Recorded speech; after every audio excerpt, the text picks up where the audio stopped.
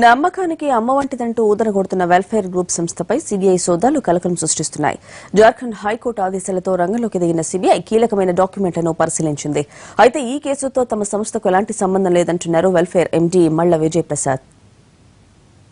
విశాఖ కేంద్రంగా welfare group real estate construction business నిర్వహిస్తోంది. దేశంలోని అనేక రాష్ట్రాల్లో ఈ సంస్థ కార్యకలాపాలు నడుస్తున్నాయి. మాజీ ఎమ్మెల్యే మల్లా విజయ్ ప్రసాద్ 1999లో ఈ సంస్థను స్థాపించారు. అప్పటి నుంచి రియల్ బిజినెస్ లో ఓ వెలుగు వెలిగింది వెల్ఫేర్. తెలుగు రాష్ట్రాలతో పాటు అనేక ప్రాంతాల్లో ప్రాజెక్టులు చేపట్టింది. అయితే 2013 నుంచి ఈ సంస్థ ఎలాంటి అనుమతులు లేకుండా చిట్ ఫండ్ వ్యాపారం నిర్వహిస్తోందన్న ఆరోపణలున్నాయి. దీన్ని సుమోటోగా తీసుకున్న జార్ఖండ్ హైకోర్టు సమగ్ర నివేదిక ఇవ్వాలని సీబీఐని ఆదేశించడంతో ఆ సంస్థ ఆఫీసులపై దాడులు చేశారు అధికారులు. హైదరాబాద్, కోల్కతా, విశాఖపట్నంలో ఉన్న ఆఫీసుల్లో కీలకమైన ఫైళ్లను పరిశీలించారు. మరోవైపు అధిక వడ్డీ ఇస్తామని చెప్పి డిపాజిట్లు సేకరించి తిరిగి ఇవ్వటం లేదని ఆరోపిస్తూ గుడివాడలో వెల్ఫేర్ గ్రూప్ సంస్థ కార్యాలయంపై డిపాజిటర్లు దాడి చేశారు. ఫర్నిచర్ ధ్వంసం చేశారు. 6 నెలలుగా సిబ్బంది తమను తిప్పించుకుంటున్నారని, డబ్బులు ఇస్తారో ఎవరో చెప్పకుండా తిప్పుతున్నారని ఆరోపించారు ఖాతాదారులు. ఎంతో కష్టపడి సంపాదించుకున్న డబ్బు తిరిగి వస్తుందో రాదోనని బాధితులు ఆందోళన వ్యక్తం చేశారు. సోదాలో సంస్థ ఎండీ మల్లా విజయప్రసాద్ ఇంట్లో 45 లక్షలు, డైరెక్టర్ కార్యాలయంలో మరో 17 లక్షల నగదు స్వాధీనం చేసుకున్నారు. ఈ మేరకు కేంద్ర దర్యాప్తు సంస్థ ఓ ప్రెస్ నోట్ కూడా విడుదల చేసింది.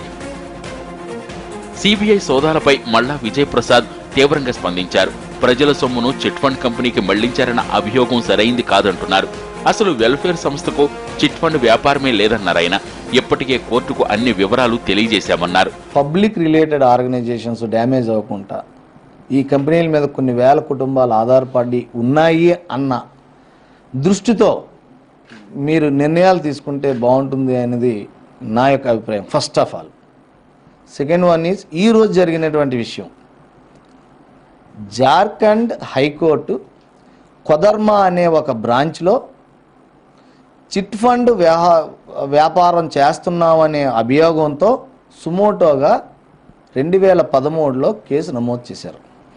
మాకు చిట్ ఫండ్ వ్యాపారం లేదు. మా వ్యాపారం రియల్ ఎస్టేట్ వ్యాపారం, కన్స్ట్రక్షన్ వ్యాపారం. ఇది అందరికీ తెలిసిన విషయమే. ఆ రోజు మేము అన్ని రికార్డ్స్ ఇది మాది చిట్ ఫండ్లోకి రాదు, ఇది మేము చిట్ ఫండ్ కాదు, మాది రియల్ ఎస్టేట్ ఆర్గనైజేషన్ అని చెప్పి memorandum of article of association, మా డాక్యుమెంట్స్ అన్నీ కూడా ప్రొడ్యూస్ చేయడం జరిగింది. మరోవైపు ఒక్కొక్కటిగా ప్రైవేట్ ఆర్థిక సంస్థలు వివాదాల్లో చిక్కుకుంటున్నాయి. ఇవన్నీ చూస్తుంటే దేన్ని నమ్మాలో దేన్ని నమ్మకూడదో తెలియక ఆందోళన చెందుతున్నారు ప్రజలు.